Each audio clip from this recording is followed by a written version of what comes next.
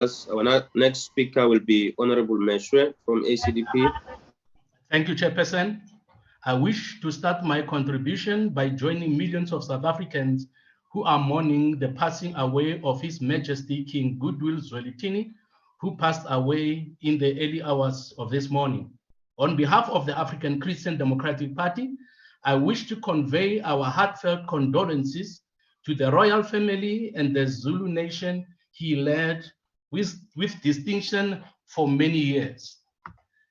The negative impact of corruption is felt mostly by the poor who are dependent on government for their healthcare, education, security, welfare, and housing. Delays in infrastructure development, poor building quality, and layers of additional costs are all consequences of corruption. International perception of corruption in South Africa has been damaging to our country's reputation and has created obstacles to local and foreign direct investments. Corruption and bad management practices eats into the nation's wealth, channeling money away from important projects and the very people most dependent on government for support. Members, corruption has increased our national debt, which rose to an all-time high of 75.2% of our GDP last September. Unless drastic steps are taken to fix state institutions, to convict and punish the guilty, and to recover stolen monies, we will leave a legacy of debt and dysfunctional institutions to our children and grandchildren. It seems that corruption has hardened hearts in South Africa.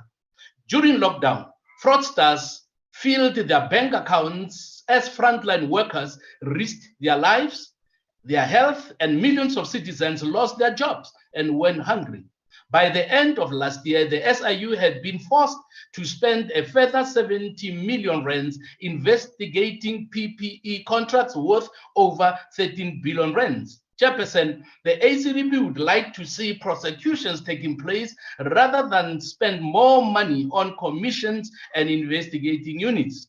According to Corruption Watch, in the water sector, corruption is now endemic and systematic. Water tankers, for example, are being used to make illicit money for corrupt tanker drivers and municipal officials who sabotage water supplies so that tankers would be needed. Documented examples include Mtutlung near Harangua, Umlazi in Tigwini, and Sikugune in Limpopo. Sometimes tanker drivers even charge residents for the water they should be getting free. The situation is unlikely to improve until the National Water Resource Strategy documents and the Blue Drop and Green Drop reports are regularly produced and submitted to the National Assembly for debate and to the public for scrutiny. Thank you, Chairperson. Thank you very much.